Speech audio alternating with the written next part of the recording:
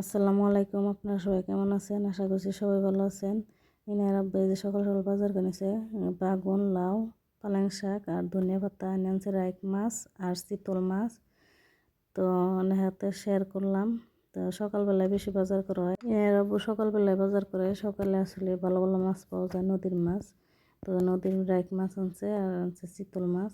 তো রাইক মাছ আমি সব মশলা দিয়ে কষায় পালং শাক আর বাগুন দিয়ে একটা কচি বাগুন দিয়ে দিছি। তো আজকে সবজি বানাবো আর হলো চিতল মাছ সরষে দিয়ে আমি ঝোল বানাবো। তো পুরা ভিডিওটা দেখবেন আশা করছি।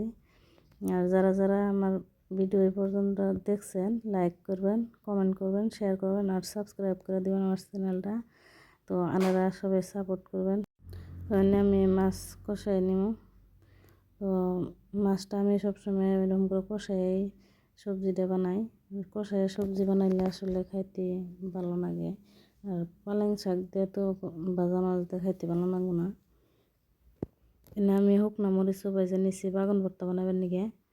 তো পেঁয়াজ ভালো করে ভাজা নিব আর এনে কাঁচামরিচও দিয়ে দিব একসাথে। পেঁয়াজের নাগে ভাজে অল্প টাইম, তারপরে আমি তরকারিটা চড়ামো।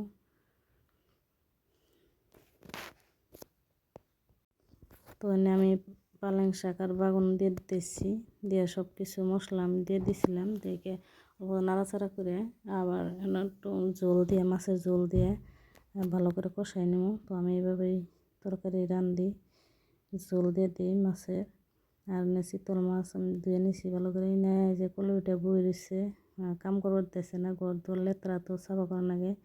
তো নামে না বরফ বই সাফ করতেছে। তো আমার ননাস, বড় ননাস, ননাসে কিন্তু আমার মেলা সহায় করে, আইলে মেলা কাম করে। তো আমার এনে যে তরকারি হয়েছে পালং শাক দিয়ে মাছ দিয়ে, বাগুন ভর্তা বানাই নিতেছি।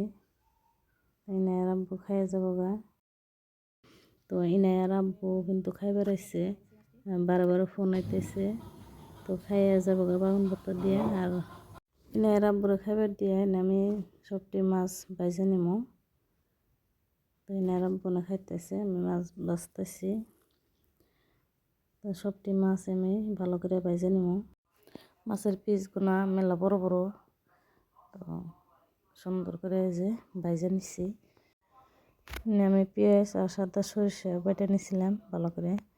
তো কড়াইতে তেল গরম করে নিছি। তো সাদা এলাচ আর দুই টুকরা দারচিনি দিয়ে দিছি। সোমবার পেঁয়াজটা দিয়ে দিলাম ভালো করে, পেঁয়াজে যে লাল লাল করে ভেজে নিছি। তারপরে দিয়ে দিলাম সর্ষে বাটা। তো এখন সব রকম মশলা, মরিচের গুঁড়া, ধনিয়ার গুঁড়া, হলদির গুঁড়া, তারপর জিরা গুঁড়া আর এনে দিয়ে দিছি লবণ। তো সব ভালো করে আমি কষাই নিব।